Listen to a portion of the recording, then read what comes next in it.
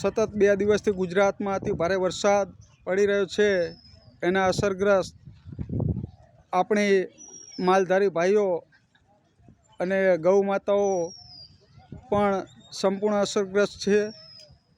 સેવાભાવી સંસ્થાઓ દ્વારા જે ઘાસચારો નાખવામાં આવે છે એ આપ જોઈ શકો છો અને ગામની શું હાલત છે એ પણ જોઈ શકો છો। તો તમામ માલધારી પરિવારોને પશુદીઠ યોગ્ય અને સૂકો ઘાસચારો આપવામાં આવે એવી અમારી રજૂઆત છે।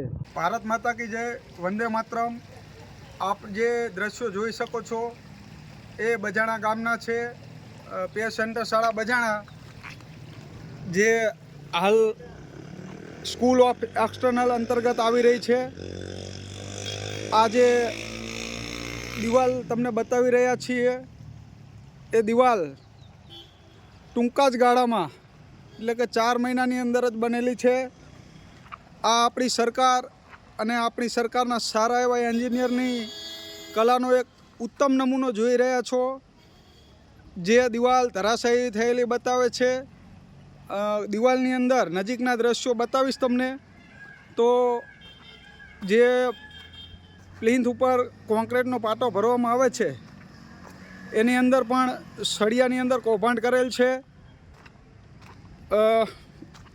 ટોચ લેવલની જે દિવાલની વાત કરીએ તો ટોચ લેવલ ઉપર પણ એક કોન્ક્રીટનો પાટો સ્લેબ ભરવામાં આવ્યો છે એની અંદર પણ સળિયાની અંદર કૌભાંડ જોવા મળી રહ્યું છે આપણને।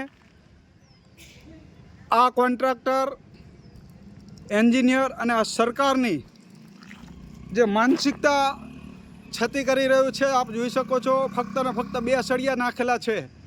એવી જ રીતે નીચેના પણ કોન્ક્રીટની અંદર પણ 2 જ સળિયા જોવા મળી રહ્યા છે। તો આવી શિક્ષણ પ્રત્યેની ઘોર બેદરકારી એ ચલાવી ન લેવાય। અને આ દિવાલ અહીંયા હેડક્વાર્ટર ઉપસ્થિત શિક્ષકોની હાજરીમાં પડી છે એટલે આ દિવાલની અંદર બહુ જ મોટું જોખમ ટળ્યું છે। તો સરકાર તાત્કાલિક નિર્ણય લઈ અને આ દિવાલને નવીનીકરણ કરે, અન્યથા ઉગ્ર રજૂઆત કરવામાં આવશે।